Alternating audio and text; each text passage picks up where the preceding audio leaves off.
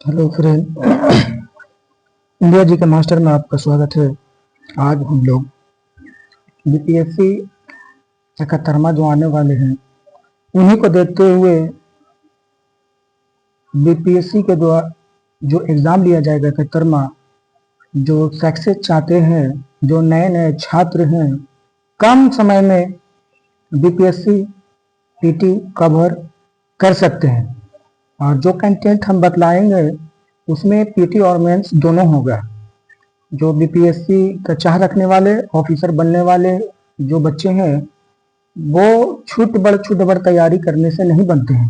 BPSC के तैयारी के लिए आपको कड़ी मेहनत करना पड़ेगा, लेकिन उतनी भी कड़ी मेहनत नहीं करना पड़ेगा जितनी कि लोग सोचते हैं कि बीपीएससी का बहुत ज़्यादा टफ है, लेकिन बीपीएससी का टफ नहीं है।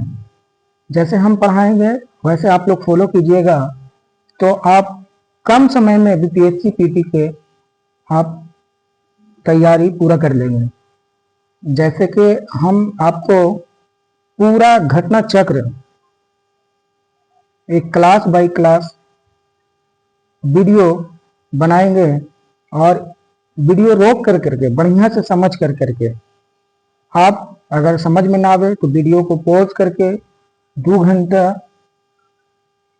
1 घंटा जितना समय दे सकते हैं, बार बार देख करके समझ सकते हैं। आपको ऐसा पढ़ा दूंगा कि बीपीएससी आपके लिए आसान होगा। आपको लगता होगा कि बीपीएससी बहुत टफ है, लेकिन कुछ टफ नहीं है। मैं इसी बुक से पढ़ कर करके पीटी क्लियर किया था। जो बीपीएससी टीचर का जो टीआरई 1 था, मैं एक बार में इसी बुक से टोटल हूबहू क्वेश्चन आया था। आपको लगता होगा कि बहुत टफ है, लेकिन टफ नहीं है।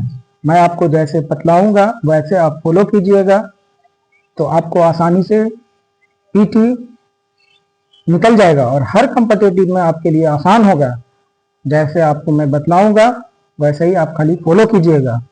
आपको यकीन नहीं होता है तो आप देखिएगा, आपके धीरे धीरे धीरे धीरे आप नॉलेजेबल हो जाइएगा, आपको नॉलेज इंक्रीज होगा जब आप अच्छे से जब पढ़िएगा, कंटेंट को समझिएगा। ये नहीं कि वीडियो लंबा है पॉज करके भाग जाए और दूसरा वीडियो देख ले। दूसरा वीडियो देखिएगा, कभी इनका वीडियो, कभी उनका वीडियो, कभी उनका वीडियो, तो आप कुछ नहीं कर पाइएगा। आप सीधे से टाइम वेस्ट होगा और कुछ नहीं सीखिएगा। चलिए, बातें तो बहुत लंबी हो जाएगी, अभी हम आते हैं टॉपिक पे। आज हम लोग पढ़ेंगे आधुनिक भारत का इतिहास, जो पहला टॉपिक होगा। इसी टॉपिक से आज हम चालू करते हैं आधुनिक भारत का इतिहास। उसमें से पहला कंटेंट जो होगा यूरोपीय कंपनियों का आगमन। जैसे कि आप सुने होंगे यूरोपीय कंपनी का आगमन। यूरोपीय कंपनी का आगमन जैसे आपने 9th क्लास में भी पढ़ा होगा, वास्को डी गामा के बारे में पढ़ा होगा 8th क्लास में भी, आप वहाँ देखिएगा। खैर कोई बात नहीं, नहीं भी देख सकते हैं तो आपको यहाँ पे पूरा कंटेंट मिल जाएगा। जैसे क्वेश्चन नंबर 1 यहाँ पे कह रहा है कि पुर्तगाली उपनिवेश का प्रथम व्यवसाय भारत में कौन हुआ। यहाँ पे क्वेश्चन को समझिएगा, यहाँ पे लगा हुआ है प्रथम व्यवसाय। क्या लगा हुआ है? प्रथम व्यवसाय। ना कि यहाँ पे पूछा जा रहा है कि भारत के प्रथम पुर्तगाली कौन थे, जो यूरोपीय पुर्तगाली कौन थे जो भारत में आया था। यहाँ पे ये नहीं पूछा जा रहा है, यहाँ पे पूछा जा रहा है कि प्रथम व्यवसाय कौन था। इसके बारे में आपको समझना पड़ेगा। क्वेश्चन को थोड़ा थोड़ा मिस कर करके आप जाइएगा तो क्वेश्चन गलत हो जाएगा। इसीलिए आप ठहर ठहर करके समझ लीजिए, क्वेश्चन बहुत अच्छे से समझिएगा, ताकि आपको सारा मैं डॉट फुल क्लियर कर दूंगा कि इसमें यूरोपीय कंपनी पूरा का पूरा आपको कंप्लीट कर देंगे। जैसे आप क्वेश्चन नंबर 1 में देख रहे हैं पुर्तगाली उपनिवेश का प्रथम व्यवसाय भारत में कौन हुआ। यहाँ पे ऑप्शन ए में है Diaz, Vasco D gamma, Almeida, Albuquerque. अब देखिए यहाँ पे वास्को डी गामा का यहाँ पे आंसर लगाइएगा तो वो गलत हो जाएगा। क्या हो जाएगा? गलत हो जाएगा। यहाँ पे आप आंसर लगाइए, वीडियो को पॉज करके कमेंट बॉक्स में आप लिखें, आंसर दें। गलत होगा तो सुधरेगा। जब तक आप गलत नहीं कीजिएगा, जब तक आप सुधरिएगा नहीं। आंसर देने में हिचकिचाना नहीं है, आप आंसर दे सकते हैं। जैसे कि आप 45वां बीपीएससी 2001 2002 में ये क्वेश्चन पूछा था। इसका आंसर देखिएगा, इसका आंसर होगा फ्रांसिस्को द अल्मीडा, ये आंसर होगा। चलिए आगे बढ़ते हैं हम लोग। इसका थोड़ा सा हम समझी देख लेते हैं, पूरा का पूरा थोड़ा पढ़ करके देख लेते हैं, आप लोगों को समझा देते हैं। यहाँ पे मध्यकाल में सर्वप्रथम भारत से संबंधित स्थापित करने वाले पुर्तगीज थे। यहाँ पे मध्यकाल में, जो मध्यकाल की बात हो रही है, वहां पे पुर्तगाली पहला जो थे भारत में संबंध स्थापित करने वाले थे। प्रथम पुर्तगाली वास्को डी गामा, जो पश्चिमी तट पर स्थित, जो देखिए यहाँ पे वास्को डी गामा की बात आई है, किसकी बात आई है? वास्को डी गामा की, जो स्थित बंदरगाह, जो कालीकट बंदरगाह पे, कौन सी बंदरगाह पे? कालीकट बंदरगाह पे। यहाँ पे क्वेश्चन यहाँ पे गलत है। जो कालीकट बंदरगाह पे 20 मई 1498, कितना? 1498, कितना? 1498। फिर से लिख देता हूं मैं, आपको क्लियर कर देता हूं। 1498 में वास्को डी गामा पहली बार भारत आया था। कब आया था? 1498 में पहुंच करके समुद्री मार्ग की खोज किया। क्वेश्चन, एक और क्वेश्चन यहाँ पे बनेगा कि भारत की समुद्री मार्ग की खोज कौन किया था? तो वास्को डी गामा। कालीकट के तत्काल शासक जो कौन था? जमोरीन था। कौन था? जमोरीन। जो जब वास्को डी गामा कालीकट बंदरगाह पे केरला पे जब पहुंचा, तो जमोरीन जो थे वहां का जो शासक था, उन्होंने पहली बार स्वागत में उन्हें माला पहनाया था। स्थापित पुर्तगाली व्यवसाय में भारत का कालीकट, देखिए कालीकट, गोवा, दमनदीप, हुगली बंदरगाह पर अपनी व्यापारिक कोठी स्थापित किया। क्वेश्चन यहाँ पे बनेगा कि इनमें से पुर्तगालियों के द्वारा कहां व्यापारिक कोठी नहीं खोला गया था? खोला गया था तो कहां? तो कालीकट, गोवा, दमन दीप और हुगली, ये ऐसे जगह थे जहां पे बंदरगाह यहाँ पे स्थापित किया था। यहाँ पे आप देख सकते हैं 1505 में फ्रांसिस्को द अल्मीडा, कौन यहाँ पे बात आई है? फ्रांसिस्को द अल्मीडा भारत का प्रथम व्यवसाय बन करके आया। यहाँ व्यवसाय भी बना और गवर्नर भी बना। यहाँ पे कब? 1505 में यहाँ पे बात कही गई है। 1505 में स्थापित किया फ्रांसिस्को द अल्मीडा। देखिए यहाँ पे लिखा हुआ कि हिंद महासागर प्रभुत्व स्थापित करने के लिए ब्लू वाटर पॉलिसी अर्थात नीली जल का नीति प्रतिनिधित्व किया। मतलब कहने का मतलब है कि फ्रांसिस्को द अल्मीडा 1505 ईस्वी में प्रथम पुर्तगाली व्यवसाय बन करके आया, तो उन्होंने कौन सा नीति अपनाया था? तो वो ब्लू वाटर। कौन सी नीति अपनाया था? Blue water. जैसे कि आप यहाँ पे देख सकते हैं, ब्लू वाटर की नीति अपनाया था, जिसको शांत जल की नीति प्रतिनिधित्व किया था। यहाँ पे क्वेश्चन आपको समझ सकते हैं। यहाँ पे क्वेश्चन जो है, ब्लू वाटर की नीति अपनाने वाला पहला कौन था? तो फ्रांसिस्को द अल्मीडा, जो 1505 में, कब? 1505 में ब्लू वाटर पॉलिसी अपनाया था। 1505 में ब्लू वाटर पॉलिसी अपनाने वाला फ्रांसिस्को द अल्मीडा था, जिसको नीली जल की नीति भी कहा जाता है। आपसे क्वेश्चन पूछेगा कि नीली जल का नीति किसके द्वारा अपनाया गया था? तो फ्रांसिस्को द अल्मीडा। चलिए क्वेश्चन नंबर दूसरे की ओर बढ़ते हैं। यहाँ पे लिखा हुआ है कि बंगाल की खाड़ी में समुद्र डकैती हेतु हुगली का उपयोग कौन करता था? यानी कहने का मतलब है कि बंगाल की खाड़ी में समुद्री डकैती हेतु हुगली का उपयोग कौन करता था? इनमें से कौन था जो हुगली का प्रयोग करता था? ऑप्शन ए में डच है, फ्रांसीसी है, पुर्तगाली है और अंग्रेज है। उपयुक्त इनमें से कोई नहीं, उपयुक्त इनमें से अधिक। आप कमेंट बॉक्स में आंसर के थोड़ा सा वेट करते हैं, आप आंसर दें। कमेंट बॉक्स में जरूर लिखिएगा। आप हमारे इस वीडियो में नए हैं तो लाइक, सब्सक्राइब और शेयर जरूर करें। आपको हम पूरा घटना चक्र आपको फ्री ऑफ कॉस्ट पूरा का पूरा अच्छे से मैं समझा दूंगा। आप हमारे वीडियो पे बने रहें, स्किप करके ना जाएं। स्किप करके जाइएगा आपका नुकसान होगा, इसलिए पूरा वीडियो देखें। पूरा वीडियो देखिएगा तो आपको धीरे धीरे क्लियर हो जाएगा। इंडिया जीके मास्टर चैनल का नाम है। इस चैनल पे आप जुड़े रहें, आपको धीरे धीरे मैं कंटेंट पूरा कवर कर दूंगा। चलिए क्वेश्चन आपको देख लिए हैं। अब यहाँ पे आंसर देखिए, पुर्तगाली थे। यहाँ पे लिखा हुआ है कि बंगाल की खाड़ी में समुद्री डकैती को हुगली का उपयोग कौन करता था? तो यहाँ पे पुर्तगाल थे। आंसर कौन है? पुर्तगाल। इसका हम समरी देख लेते हैं, इसका डिटेल्स में हम देख लेते हैं। पुर्तगाली द्वारा हुगली की खाड़ी, बंगाल की खाड़ी में समुद्र लूटपाट के लिए अड्डे इस्तेमाल करते थे, यानी लूटपाट के लिए इस्तेमाल करते थे। पुर्तगाल जो लोग आए थे यहाँ पे हमारे भारत में पहली बार 1498 में, पहला कब आया था? 1498 ईस्वी में जो पुर्तगाल यहाँ पे भारत में आया, तो उन्होंने सबसे पहले कालीकट बंदरगाह पे पहुंचा। कहाँ पहुंचा? तो कालीकट बंदरगाह पे पहुंचा और उन्होंने जमोरिन शासक के द्वारा उन्हें स्वागत किया गया था, है ना। और स्वागत करने के बाद यहाँ पे काली मिर्च का व्यापार करना उनके लिए आसान हो गया था। अब देखिए यहाँ पे अब बंगाल की खाड़ी, यहाँ दूसरा नंबर जो क्वेश्चन था, बंगाल की खाड़ी में डकैती का प्रयोग करते थे, वो कौन है? तो वो सीधा पुर्तगाली थे। पुर्तगाल क्या करते थे? तो समुद्री को लूटपाट। क्वेश्चन आएगा कि कौन थे जो हुगली नदी पर लूटपाट करने के लिए किया जाता था? तो वो पुर्तगाली के द्वारा किया जाता था, पुर्तगाली के द्वारा।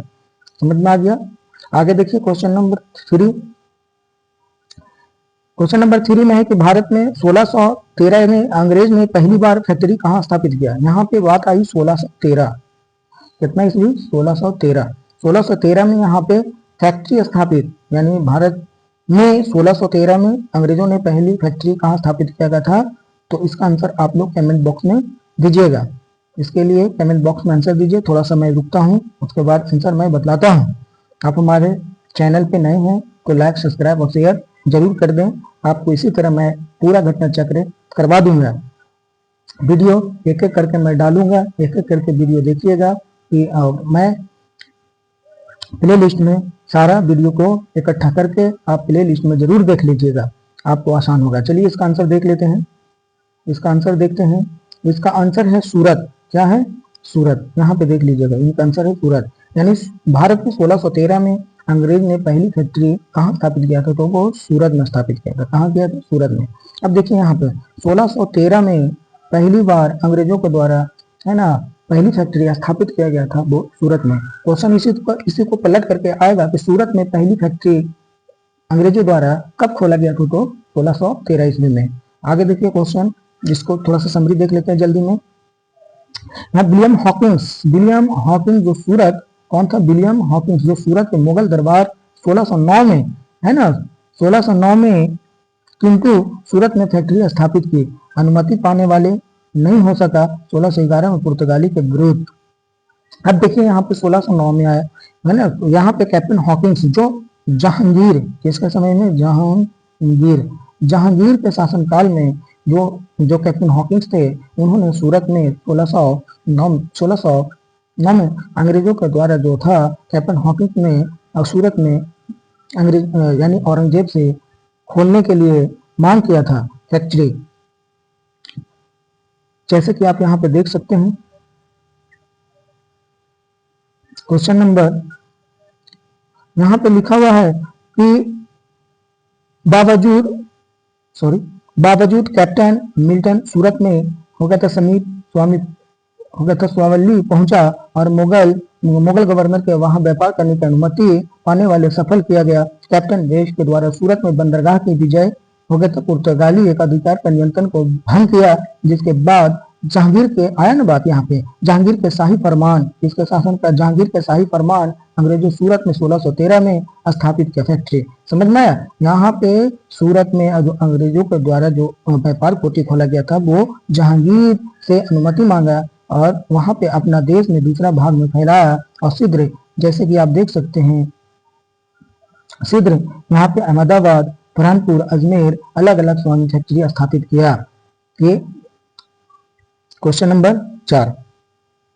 क्वेश्चन नंबर 4 है, यहाँ पे देखिएगा कि निम्नलिखित में से किस अंग्रेज पदाधिकारी ने पुर्तगालियों को स्वावपल्ली के स्थान पर हराया था? यानी कौन था स्वावपल्ली का स्थान पर हराया था? आपको यहाँ पे वीडियो को रोक करके कमेंट बॉक्स में आंसर जरूर दें। आंसर देने में हिचकिचाइएगा नहीं, कमेंट करने में कभी हिचकिचाइएगा नहीं। अगर आप गलत आंसर दीजिएगा तो आइंदा से आपका आंसर देने में सही होगा, क्योंकि आपको याद रहेगा कि कहीं ना कहीं हम गलत आंसर दिए थे। अब हम आपको गलती अगर एहसास होगा तो आप हमेशा आंसर सही करेंगे, इसलिए आंसर देने में कभी कमी कोताही नहीं कीजिएगा। गलत ही सही, लेकिन कमेंट बॉक्स में जरूर आंसर यानी आंसर का जवाब दीजिएगा। मैं आपको फिर बोलता हूँ कि घटना चक्र पूरा का पूरा मैं आपको पीटी कंप्लीट कराऊंगा, और जो मैं समझी पढ़ रहा हूँ वो पीटी और मेंस दोनों में काम आएगा। आप एक बार नहीं वीडियो को बार बार देखिएगा ताकि आपको आसानी हो तैयारी करने में। बहुत सारे ऐसे हैं यूट्यूब पे जो आपको ये बतला देंगे वो बतला देंगे, आप स्थिर से एक ही वीडियो को देखिए, आपको आसानी समझ में आएगा। चलिए यहाँ पे देखिए क्वेश्चन नंबर 4, निम्नलिखित में से किस अंग्रेज अधिकारी ने पुर्तगालियों को सोईपल्ली का स्थान पर हराया था। यहाँ पे आंसर देखिए विलियम हॉकिंस है, थॉमस वेस्ट है, थॉमस रो है और जोसिया चाइल्ड है। इसमें आंसर आप बतला सकते हैं, आंसर समझ में आ रहा है तो आंसर इनका बी है। कौन है? तो आंसर बी थॉमस वेस्ट है। कौन है? Thomas West. याद रखिएगा, इसको थोड़ा सा देख लेते हैं। उपयुक्त प्रश्नों की व्याख्या देख ले, यानी आप बी में देख लेंगे। क्वेश्चन नंबर 5 आप देख सकते हैं। क्वेश्चन नंबर 5 है कि ईस्ट इंडिया कंपनी ने किस वर्ष अपनी फैक्ट्री पटना में स्थापित किया। यानी ये 500 बार क्वेश्चन आपको, सॉरी 500 बार ये क्वेश्चन बीपीएससी के द्वारा पूछा गया है। कई बार आपको ये बीपीएससी में क्वेश्चन मिलेगा, जैसे कि आपको यहाँ पे हमेशा याद कर लेना पड़ेगा आपको। यानी डच ईस्ट इंडिया कंपनी ने किस बार अपनी फैक्ट्री पटना में स्थापित किया था। आपको जवाब दीजिए, याद हो तो कमेंट बॉक्स में जरूर लिखिएगा। इसका आंसर है 1632। इसको बढ़िया से रट लीजिएगा। कितना? 1632। ये बिहार से भी क्वेश्चन रिलेटेड आती है ना बीपीएससी में, कि ईस्ट इंडिया कंपनी ने किस वर्ष अपनी पहली फैक्ट्री पटना में स्थापित किया। तो 1632। कितना? 1632। 1632 ईस्वी में। कितना? 1632 ईस्वी में। आगे देखिए, इसका समरी थोड़ा सा देख लेते हैं, पूरा का पूरा इसका कंटेंट देख लेते हैं। पटना डिस्ट्रिक्ट होगा था गजेंटियर इतिहास में किसी नामक पुस्तक या 1632 में पटना में डच फैक्ट्री की स्थापना कोई गमन हमें नहीं प्राप्त हो सका, किंतु बिहार लोक सेवा आयोग द्वारा नियंत्रण या प्रश्न पूछता है। इसका उत्तर 1632 मानता है। यानी कहने का मतलब इस पुस्तक में आपको आंसर नहीं मिलेगा, लेकिन बीपीएससी के द्वारा जो पूछा गया 1632 में डच फैक्ट्री स्थापित की गई।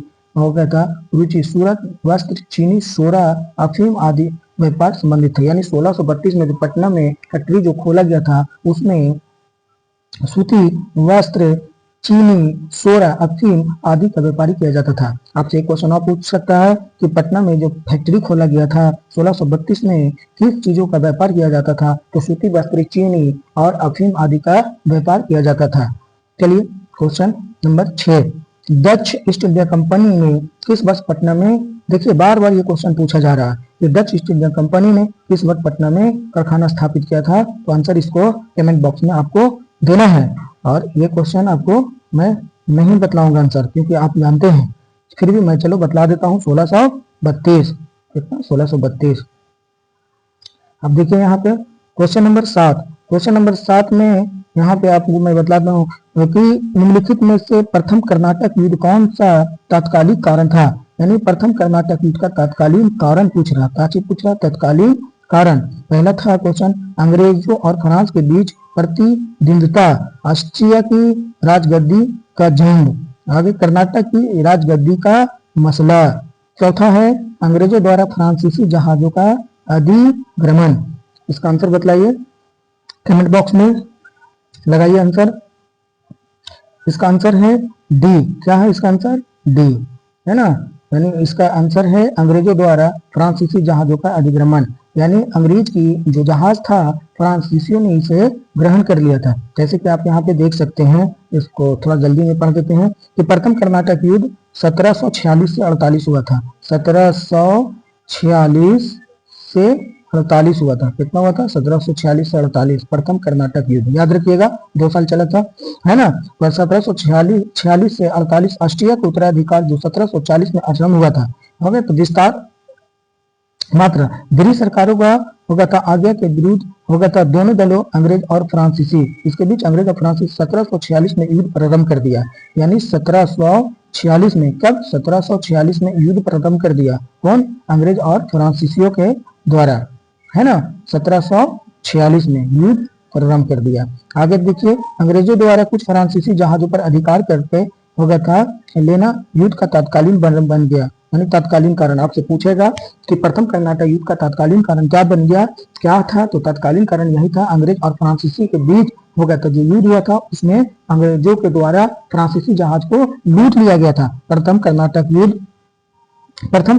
युद्ध हो गया था, समय ही कर्नाटक के नवाब हो गया था अनवरुद्दीन ने हो गया था महफूज खां के नेतृत्व में 10,000 भारतीय सेना, कितना, 10,000 भारतीय सेना फ्रांसीसियों के पर आक्रमण करने के लिए भेजा। कितना भेजा, 10,000 फ्रांसीसियों को आक्रमण करने के लिए भेजा। कैप्टन प्राइड ने नेतृत्व में फ्रांसीसी हो गए सेना ने अडियार नदी स्थित सेंटपोर्ट नामक स्थान पर नवाब को पारित किया। यूरोप में युद्ध बंद होते ही कर्नाटक का प्रथम युद्ध समाप्त हो गया, यानी कहने का मतलब यूरोप में युद्ध बंद हो गया तो कर्नाटक युद्ध समाप्त हो गया। एल-आसा की संधि, ये क्वेश्चन आता है, होगा था एलेक्सा की संधि, आपसे क्वेश्चन पूछेगा एलेक्सा की संधि ऑस्ट्रेलिया के उत्तराधिकारी युद्ध से समाप्त हो गया। यानी आपसे पूछेगा कि प्रथम कर्नाटक युद्ध किस संधि से समाप्त हुआ था, एलेक्सा की संधि जो 1748 में हुआ था, यानी एलेक्सा की संधि जो 1746 में कर्नाटक का युद्ध हुआ था और 1748 में समाप्त हो गया था, जो एलेक्सा की संधि से, कच्ची से एलेक्सा की संधि, याद रखिएगा। पूनम कर्नाटक का प्रथम युद्ध सेंट थोमो के युद्ध के समीकरण माना जाता है। समझ में, इसमें बहुत सारे और दो ही इंपॉर्टेंट 3 क्वेश्चन है कि प्रथम कर्नाटक युद्ध कब हुआ था, 1746 से, यानी आपसे 1746 से 48, यानी 48 में क्या हुआ, तो 48 में आपको 48 में यह हुआ कि यहाँ पे एलेक्सा की संधि के द्वारा कर्नाटक युद्ध समाप्त हो गया। डेट जरूर से याद रखिएगा। आगे देखिए क्वेश्चन नंबर 8, 1760 का प्रसिद्ध पांडीवास का युद्ध अंग्रेजों द्वारा किसके खिलाफ लड़ा गया था। वेरी वेरी इंपॉर्टेंट क्वेश्चन, आपको यहाँ पे वेरी इंपॉर्टेंट क्वेश्चन, जो सबसे इंपॉर्टेंट क्वेश्चन जो बार बार यूपीएससी के द्वारा अदर कंपटीशन में पूछा जाता है आपसे ये क्वेश्चन। चलिए देख लेते हैं, इसका आंसर आप दीजिए, कमेंट बॉक्स में जरूर दीजिएगा, फिर नहीं पता तो मैं खुद बतला दूंगा। 1760 का प्रसिद्ध पांडीवास का युद्ध अंग्रेजों द्वारा किसके खिलाफ लड़ा गया था, जैसे कि आप देख सकते हैं फ्रांसीसी, स्पेन, मैसूर और कर्नाटक, तो आप जल्दी से इसका आंसर जवाब दें। तो फ्रांसीसी युद्ध फ्रांसीसियों के द्वारा लड़ा गया था, इसका आंसर ए है, क्या है, फ्रांसीसियों के द्वारा। आगे देखिए पांडीवास का युद्ध 1760, डेट जरूर से याद रखिएगा, डेट बहुत महत्वपूर्ण है, 1760। यहाँ पे पांडीवास के 1760 में अंग्रेजों और फ्रांसीसियों को हो गया था मध्य युद्ध हुआ था, अंग्रेज और फ्रांसीसियों के बीच बांडीवास का युद्ध। पूछता है क्वेश्चन कि बांडीवास का युद्ध कब हुआ था, 1760 ईस्वी में, कब, 1760 ईस्वी में बांडीवास का युद्ध हुआ था, किसके बीच, तो अंग्रेजों और फ्रांसीसी के बीच हुआ था, इसके बीच अंग्रेज और फ्रांसीसियों के बीच हुआ था, और किसके नेतृत्व में, सही आयाकुट के नेतृत्व में। यहाँ पे क्वेश्चन पूछेगा आपसे कि फ्रांसीसी सेना के नेतृत्व हो गया था। अब यहाँ पे देखिए क्वेश्चन आएगा यहाँ पे कि अंग्रेज सेना का नेतृत्व सही आयाकुट किसके द्वारा किया गया था, सर आयाकुट के द्वारा, और फ्रांसीसी सेना का नेतृत्व कॉन्ट डी लाली, यानी कौन क्या था, कॉन्ट डी लाली। ये क्वेश्चन बहुत महत्वपूर्ण है, यहाँ से क्वेश्चन बनता है कि पांडीवास का युद्ध कब हुआ था, तो 1760 में अंग्रेज और फ्रांसीसियों के बीच हुआ था, कब हुआ था, तो 1760 ईस्वी में, यानी अंग्रेजों का नेतृत्व सही आयाकुट के द्वारा किया गया था और फ्रांसीसियों का नेतृत्व कॉन्ट डी लाली के द्वारा किया गया था। ये था आपका पांडीवास का युद्ध, यानी बढ़िया से आप इसको याद रखिएगा, वेरी वेरी इंपॉर्टेंट क्वेश्चन, ये बार बार क्वेश्चन आता है। आगे क्वेश्चन नंबर 9, उस क्षेत्र का पहचान जहां पे यूरोपियों ने सर्वोत्तम सोरा और अफीम प्राप्त किया था। वेरी वेरी इंपॉर्टेंट क्वेश्चन, ये जितने भी हैं आप देख सकते हैं, 40वां बीपीएससी प्री 1995 में पूछा हुआ क्वेश्चन है। उस क्षेत्र की पहचान करें जहां से यूरोपवासियों को अफीम और सोरा जो सर्वोत्तम प्राप्त होता था, नम सर्वोत्तम यानी ज्यादा, कौन कौन सी चीज, तो यूरोप वासियों को कौन सा सोरा और अफीम प्राप्त हुआ करता था, तो इसका आंसर आप बतलाइएगा। ए में बिहार, बी में गुजरात और सी में बंगाल और डी में हो गया था मद्रास। इसका आंसर आप लोग बताइए कमेंट बॉक्स में, वीडियो को रोक करके थोड़ा देख लें, समझ लें और उसके बाद आंसर जरूर कमेंट बॉक्स में दें। बोल तो रहे बार बार कि गलत होगा तो आप सीखिएगा, सही आंसर मिलेगा, आप कमेंट बॉक्स में आंसर देने से हिचकिचाना नहीं है, गलत ही सही लेकिन आंसर जरूर दीजिएगा। आप हमारे चैनल पे, मैं फिर से बोलता हूँ, आप हमारे चैनल पर नए हैं तो लाइक, सब्सक्राइब और शेयर जरूर कर दें। कि आप उन्हें शेयर जरूर कर दें जिस बच्चे के पास पढ़ने के लिए साधन न हो, यानी घटना चक्र नहीं खरीद सकता है, तो आप उनके जरूर शेयर कर दें वीडियो को, ताकि वो अपना इस कंटेंट को पढ़ कर करके, घटना चक्र पढ़ कर करके पीटी निकाल सके। और जो मैं आपको जो डिटेल्स में बता रहा हूँ, पीटी और मेंस दोनों कवर हो जाएगा। इसको आप नोट्स की कॉपी में बना सकते हैं, अच्छे से नोट बनाइएगा तो आपको काफी आसान से आपको याद हो जाएगा। चलिए इसका आंसर का आप जवाब दीजिए। इसका आंसर होगा बिहार, हमारा बिहार, यानी बिहार जो है, जो बिहार में सर्वोत्तम किस्म का अफीम और सोरा प्राप्त होता था, ये यूरोपवासियों, यानी यूरोपवासियों कम नहीं थे। यूरोपवासियों जो अपना व्यापार के लिए यहाँ पे जो पुर्तगाल आए थे, जो वास्को डी गामा पहली बार आए थे, लेकिन यहाँ पे और देखिए, और यूरोपवासी जो आए थे वो सर्वोत्तम अफीम और सोरा करते थे, वो है बिहार से। चलिए क्वेश्चन नंबर यहाँ पे देख लेते हैं, क्वेश्चन नंबर 10 देख लेते हैं। यहाँ पे क्वेश्चन नंबर 10 भी है। चलिए क्वेश्चन नंबर 10 यहाँ पे ये खत्म हो गया। आगे हम लोग देखिए, ईस्ट इंडिया कंपनी में बंगाल के नवाब। यहाँ पे हम लोग देखिए ईस्ट इंडिया कंपनी और बंगाल के नवाब, यहाँ पे आप लोग देख सकते हैं। आज चलिए इनमें से किसे भारत ब्रिटिश साम्राज्य का संस्थापक माना जाता है, यानी कहा जाता है कि इनमें से भारत में ब्रिटिश साम्राज्य का संस्थापक माना जाता है, यानी कौन थे इसमें जो ब्रिटिश साम्राज्य का संस्थापक माना जाता है भारत में? Lord Cornwallis, Warren Hasting, Lord Clive, Thomas Roe, इसे माना जाता है। इसका आंसर कमेंट बॉक्स में जरूर दें, कमेंट बॉक्स में इसका आंसर जरूर दें। इसका आंसर होगा क्लाइव, लॉर्ड क्लाइव। ये हमारे भारत के ब्रिटिश साम्राज्य का वास्तविक संस्थापक माना जाता है। क्या चीज माना जाता है? वास्तविक संस्थापक। आपसे क्वेश्चन पूछेगा कि ब्रिटिश साम्राज्य का संस्थापक भारत का किसे माना जाता है, तो वह लॉर्ड क्लाइव के द्वारा माना जाता है। किसके द्वारा? लॉर्ड क्लाइव के द्वारा। आप यहाँ पे देख सकते हैं, इसका डिटेल्स थोड़ा सा बता देते हैं जल्दी में। भारत ब्रिटिश साम्राज्य का संस्थापक लॉर्ड क्लाइव। कौन था? Lord Clive. जिन्होंने लॉर्ड क्लाइव ने प्लासी के युद्ध 23 जून 1757 में, कब हुआ था? 23 जून 1757। कब? 23 जून 1757 को लॉर्ड क्लाइव के द्वारा, यहाँ पे देखिए प्लासी के 1757 ईस्वी में हो गया था। बंगाल के नवाब सिराजुद्दौला कौन थे? तो बंगाल के जो नवाब थे सिराजुद्दौला को हरा करके, कौन थे? यहाँ पे सिराजुद्दौला ब्रिटिश साम्राज्य के हो गया था नींव रखी। प्लासी के विजय के बाद लॉर्ड क्लाइव को बंगाल का नवाब बना दिया गया। यानी कहने का मतलब है, आपसे क्वेश्चन आएगा कि भारत प्लासी का युद्ध कब हुआ था, तो 23 जून 1757 को अंग्रेज और सिराजुद्दौला के बीच हुआ था, जिसमें सिराजुद्दौला की हार हुई थी। हार कैसे हुई थी सिराजुद्दौला को? तो सिराजुद्दौला की हार हुई थी, जो बंगाल के जो नवाब थे सिराजुद्दौला, उसका सेनापति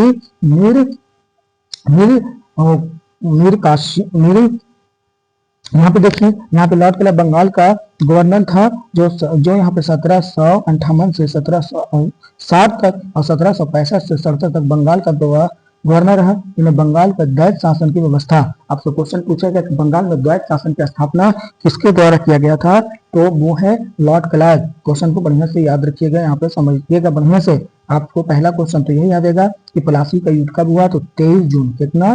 23 जून 1757 को प्लासी का युद्ध हुआ था। इनके बीच हुआ था?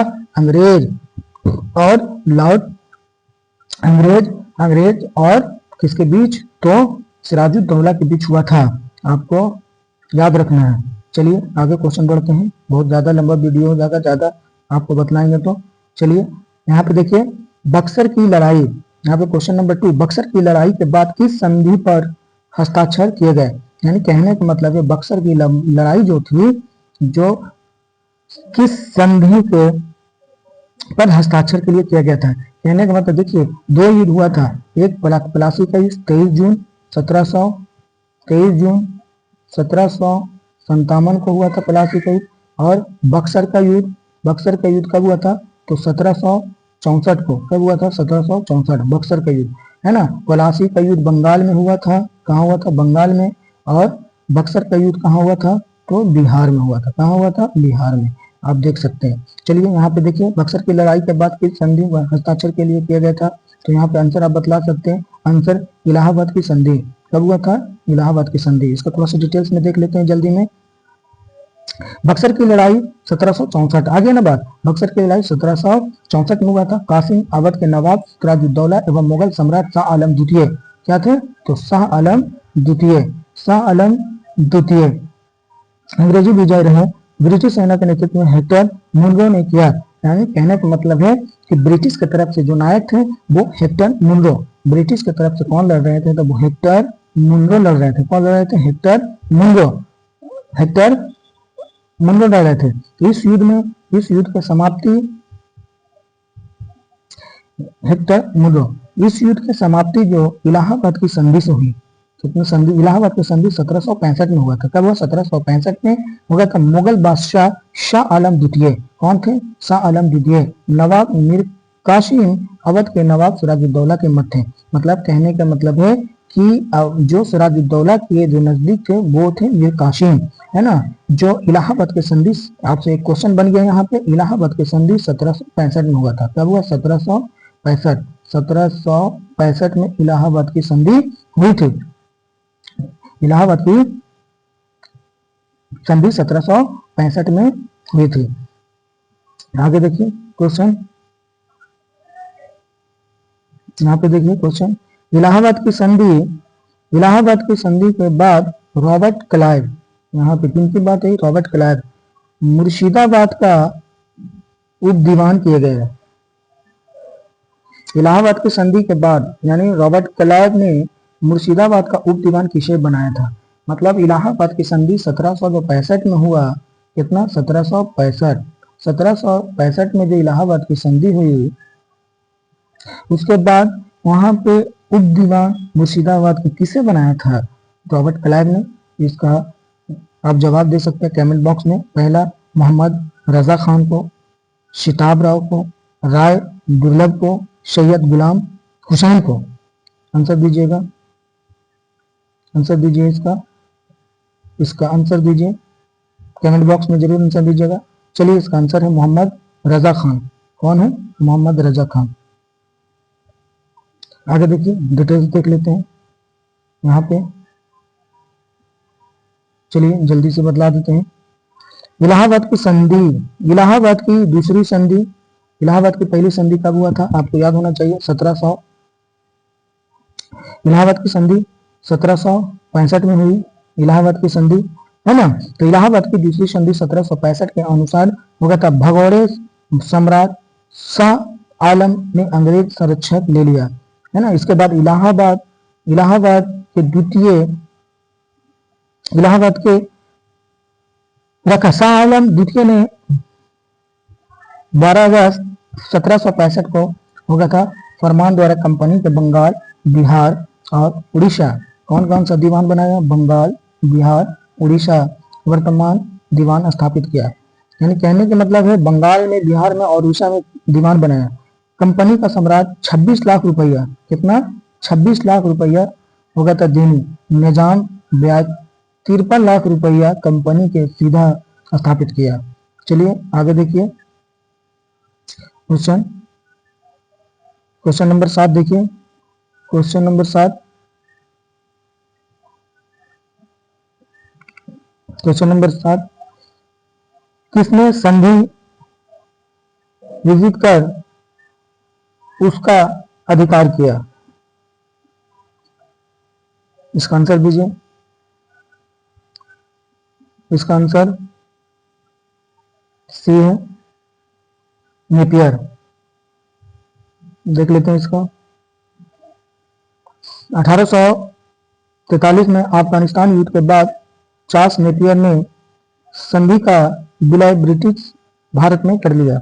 मतलब अफगानिस्तान युद्ध के बाद 1843 में जो अफगानिस्तान युद्ध हुआ था, चार्ल्स नेपियर, याद रखिएगा, अफगानिस्तान युद्ध के बाद जो चार्ल्स नेपियर संधि का विलय ब्रिटिश भारत में कर लिया, यानी ब्रिटिश को भारत में जो था वो उन्हें सौंप दिया चार्ल्स नेपियर के द्वारा। आगे देखिए इसका आंसर दीजिएगा। इसका आंसर दीजिए अंग्रेज। क्वेश्चन नंबर 8 पढ़ देते हैं। अंग्रेज ने भारत पर लंबे समय तक राज कैसे किया? यानी क्वेश्चन है कि अंग्रेज ने भारत पर लंबे समय तक राज कैसे किया। पहला ऑप्शन देखिए यहाँ पे, पहला ऑप्शन है कि कांग्रेस की उदारवादी नीति के कारण, भारतीय नेताओं की गिरफ्तारी के कारण, बांटो और राज करो की नीति के कारण, उपयुक्त इनमें से अधिक, इनमें से कोई नहीं। आप यहाँ पे जवाब दे सकते हैं, इसका जवाब दें। ये पूछा हुआ क्वेश्चन बीपीएससी टीचर जो 11th-12th में पूछा हुआ क्वेश्चन 15/12/2023 में जो क्वेश्चन हुआ था TRE-1 एग्जाम जो टीचर का हुआ था बीपीएससी के द्वारा जो करवाया गया था, उसमें पूछा हुआ क्वेश्चन है कि अंग्रेज ने भारत पर लंबे समय तक राज कैसे किया। तो इसका आंसर सी है, यानी बांटो और राज करो की नीति अपनाया गया था। इसका आंसर बांटो और राज करो की नीति अपनाया गया था। चलिए इसको देख लेते हैं। बांटो और राज करो की नीति, इसमें अंग्रेजों द्वारा भारत पर लगभग 200 बरस, कितना याद रखिएगा 200 बरस, अंग्रेजों द्वारा भारत पर लगभग 200 वर्ष से अधिक समय तक राज करने का प्रमुख बांटो और राज करो की नीति अपनाया था। मतलब क्या था, बंगाल विभाजन भी आपको याद होगा 1905 ईस्वी में बंगाल विभाजन लॉर्ड कर्जन के द्वारा किया गया था। उसमें पूर्वी बंगाल और पश्चिमी बंगाल को भी अलग कर दिया गया था। इसी तरह अंग्रेजों ने तोड़ तोड़ कर करके खंड खंड में अंग्रेजों को उलझा करके भारतवासियों को एक दूसरे को उलझा करके वो 200 वर्ष तक राज किया। कितना वर्ष तक? 200 वर्ष तक। और उन्होंने कैसा किया, तो बांटो और राज करो की नीति अपनाया गया था। क्वेश्चन नंबर 9 हम लोग देख लेते हैं। क्वेश्चन नंबर 9 जल्दी से देख लेते हैं। क्वेश्चन, किसने बंगाल में महलवाड़ी बंदोबस्त प्रणाली शुरू किया था? महलवाड़ी बंदोबस्त प्रणाली स्थापित किया था। Lord Hastings, Lord Cornwallis, Holt Mackenzie, उपयुक्त इनमें से अधिक, उपयुक्त इनमें से कोई नहीं। इसका कमेंट बॉक्स में जवाब दीजिएगा। इसका आंसर है होल्ट मैकेंजे। यहाँ पे क्वेश्चन आएगा, आपसे क्वेश्चन पूछेगा कि बंदोबस्त महलवाड़ी बंदोबस्त किसके द्वारा स्थापित किया गया था? तो होल्ट मैकेंजी के द्वारा। किसके द्वारा किया गया था? होल्ट मैकेंजी के द्वारा। चलिए क्वेश्चन नंबर, आप यहाँ पे थोड़ा सा इसको देख लेते हैं जल्दी में। इसका 1822 में होल्ट मैकेंजी ने बंगाल प्रेसिडेंसी के उत्तर पश्चिमी प्रांतों के अधिकांश भाग, वर्तमान यानी उत्तर प्रदेश, अधिकांश भाग जो उत्तर पश्चिमी का भाग था जो वर्तमान था वो पश्चिम यानी उत्तर प्रदेश में भू राजस्व व्यवस्था की नई पद्धति महलवाड़ी तैयार किया गया था। यानी भू राजस्व की जो वसूली होगी, जो जमीन की वसूली होती थी, वह महलवाड़ी व्यवस्था के द्वारा यानी नई नीति अपनाया गया था। होगा था पंजाब समेत ब्रिटिश लगभग भारत में 30% भू शामिल था। कितना प्रतिशत शामिल था? यानी कहने का मतलब है कि 30% भू जो था वो महलवाड़ी, जमींदारी और रैयतवाड़ी शामिल होते थे।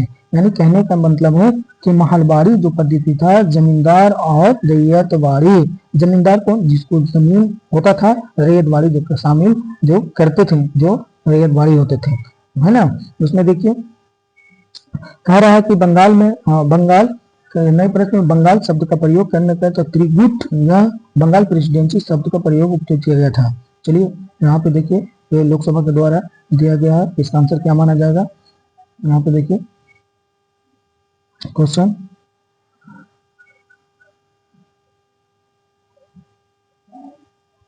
यहाँ पे ये क्वेश्चन हो गया।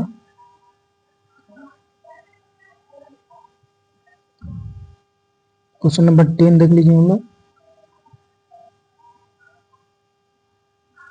यहाँ पे देखिए बंगाल प्रांत के साथ बिहार प्रांत को कब मिलाया गया? यानी बंगाल प्रांत के साथ, इसके साथ बंगाल प्रांत के साथ बिहार प्रांत यानी बंगाल प्रांत यानी Bihar, Orissa,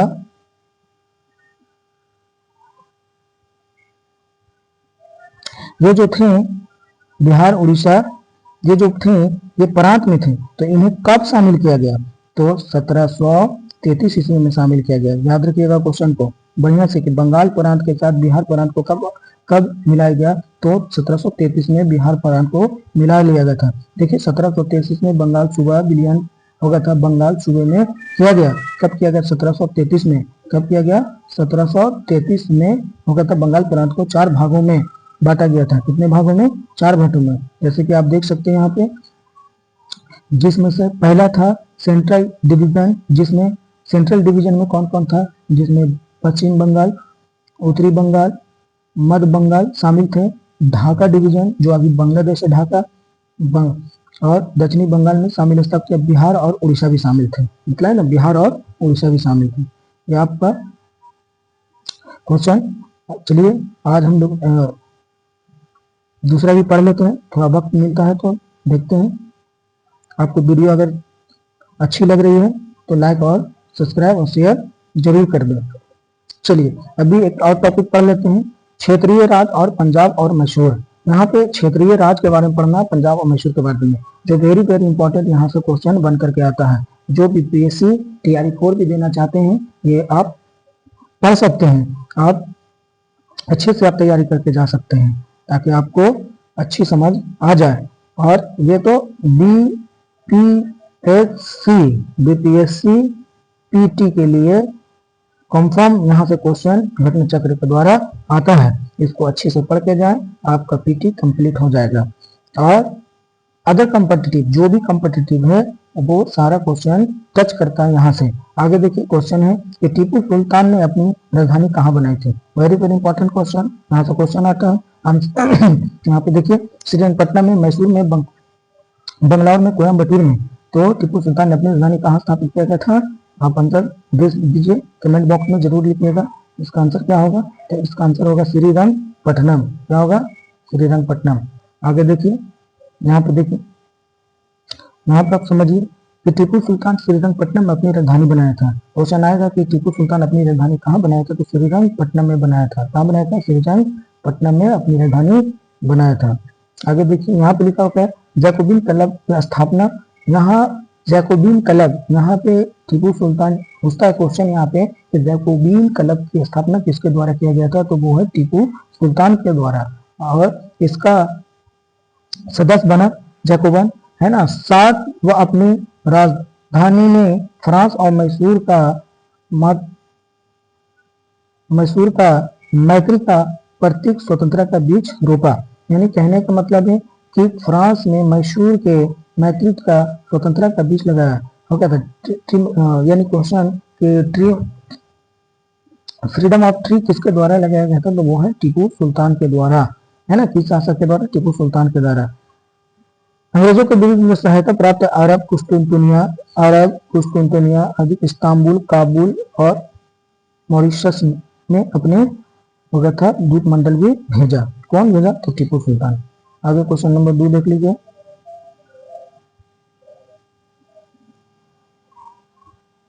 sorry question number 2 देख लीजिए। वर्ष खाली जगह, यहाँ पे टीपू सुल्तान और ब्रिटिश ईस्ट इंडिया कंपनी के बीच बंगलुरु की संधि पर हस्ताक्षर किए गए थे। कब किए गए थे? ऑप्शन ए है 1782 में, 1792 में, 1779 में, 1784 में। आप यहाँ पे जवाब दीजिए, कमेंट बॉक्स में जरूर जवाब दीजिएगा। आप हमारे चैनल पर नए हैं तो लाइक, सब्सक्राइब और शेयर जरूर करें। आप हमारे चैनल को देख रहे हैं तो पूरा क्वेश्चन जरूर देखिएगा, आपको सब क्लियर हो जाएगा। आपको थोड़ा लंबा लगेगा लेकिन आपको देखना है पूरा वीडियो को, तभी आप देखिए। आप बहुत सारे ऐसे लोग होते हैं जो YouTube पे तो पढ़ने के लिए सोचते हैं, लेकिन वो क्या करते हैं, तो कभी इनका वीडियो, तो कभी उनका वीडियो, तो कभी उनका वीडियो, ऐसे में उनका टाइम व्यर्थ हो जाता है। इसी कारण से वो उनकी तैयारी पूरी नहीं हो सकती है। इसलिए कहता हूँ कि आप किसी का भी एक ही वीडियो देखें। आपको अच्छा जब लगता है कि अच्छे पढ़ाते हैं तो आप उन्हीं वीडियो को देखें।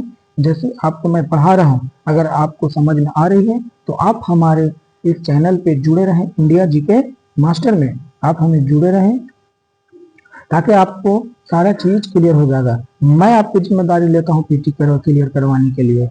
कैसे होगा वो मैं करूंगा, धीरे धीरे आपको सब समझ में आ जाएगी। यानी कहने का मतलब है कि अगर आप जीरो से अगर आप अच्छे लेवल की तैयारी कीजिएगा तो आपके नीचे वाले कंपटीशन यूं ही निकल जाएगा। जैसे होता क्या है कि नीचे वाले कंपटीशन तो तैयारी करते हैं और बड़े वालों को सपना देखते हैं, तो ये मुश्किल हो पाता है। कहीं नहीं, हम जीरो से अगर अच्छी से तैयारी कर लें, अच्छा कंटेंट हमें मिल जाए तो बीपीएससी क्या बड़े बड़े एग्जाम भी निकल सकता है। जैसे कहने का मतलब हम आपको समझाना चाह रहे हैं कि आप हमारे चैनल पर नए हैं तो लाइक, सब्सक्राइब और शेयर जरूर कर दें और आप हमारे चैनल पे बने रहें। मैं एक वीडियो डेली आपके लिए डालूंगा और आपको वीडियो अगर अच्छा लगती है तो आप कमेंट बॉक्स में लिखें कि आप दोबारा वीडियो डालें। आपको अच्छी लगता है तो बिल्कुल कमेंट करें, हम आपके लिए मेहनत करेंगे और खूब मेहनत करेंगे। देखिए, जब पढ़ाने वाले अच्छे होते हैं, जब हमारे वीडियो को देखते हैं तो देखते हैं कि अच्छे लोग, काफी लोग कमेंट कर रहे हैं, तो मैं जरूर वीडियो बनाऊंगा आपके लिए, दिन रात मेहनत करके बनाऊंगा। बेशक आप खाली पढ़िए। चलिए, क्वेश्चन ज्यादा बात नहीं, सीधे टॉपिक पे आते हैं कि टीपू सुल्तान और ब्रिटिश ईस्ट इंडिया कंपनी के बीच युद्ध हो गया था। बंगलुरु के संधि पर हस्ताक्षर किए गए थे 1782 में, 1792 में, 1779 में, 1784 में। इसका आंसर जवाब दीजिए। इसका आंसर होगा 1784, यानी 1784। आगे देखिए, इसका 1784। अब यहाँ पे क्वेश्चन, ईस्ट इंडिया कंपनी और ब्रिटिश इंडिया कंपनी के बीच मंगलुरु की संधि 1784 में, इस संधि के द्वितीय मैसूर युद्ध 1780 से 84 के बीच हुआ था। देखिए, प्रथम यहाँ पे दूसरा जो मैसूर युद्ध हुआ था 1780 से 84 के बीच हुआ था। कब हुआ था? 1780 से 84 के बीच। देखिए, 4 मैसूर युद्ध हुआ था, है ना। वो 4 मैसूर युद्ध हुआ था, उसमें से प्रथम मैसूर युद्ध, दूसरा मैसूर युद्ध, तीसरा मैसूर युद्ध और चौथा मैसूर युद्ध। आपको जब मैसूर युद्ध जब पढ़ाऊंगा तो आपको पूरा डिटेल्स में मैं बतला दूंगा। आगे क्वेश्चन नंबर 3 देखिए। क्वेश्चन नंबर 3 क्या है? तो अंग्रेज ने श्रीरंगपट्टनम की संधि किसके साथ की थी? तो यहाँ पे क्वेश्चन देखिए, श्रीरंगपट्टनम की संधि अंग्रेजों के द्वारा किसके द्वारा किया गया था? तो इसका आंसर आप बतलाइए। इसका आंसर, अंग्रेजी में श्रीरंगपट्टनम की संधि किसके साथ की गई थी? मैं फिर से पढ़ देता हूँ।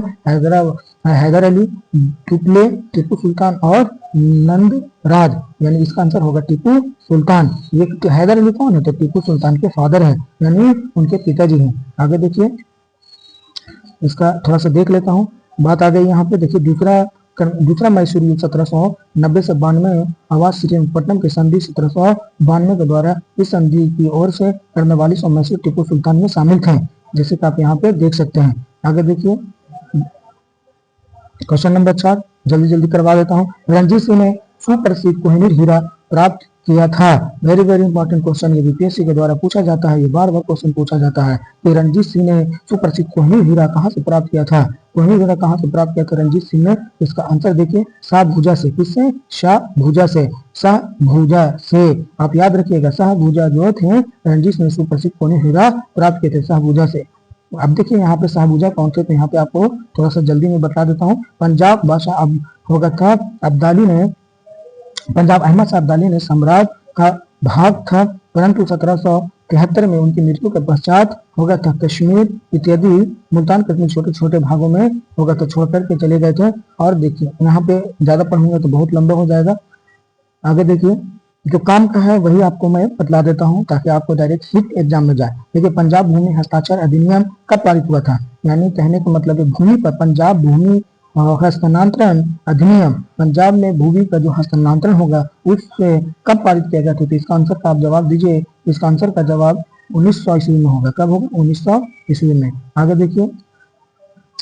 देखिए, हो गया था पंजाब भूमि हस्तांतरण अधिनियम 1900 में पारित किया गया था, जिसमें कृषकों को भूमि का गैर कृषकों के पास हस्तांतरण होना समाप्त हो गया था। कहने का मतलब है कि भूमि का जो गैर कृषकों के पास हस्तांतरण होना समाप्त कर दिया गया था, जो गैर को दिया जाता था भूमि। आगे देखिए,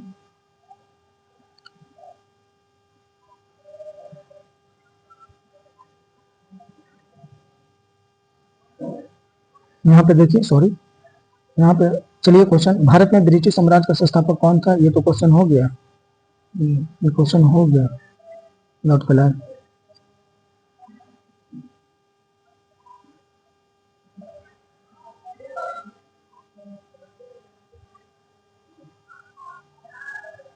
चलिए, आज यहाँ तक रहने देते हैं।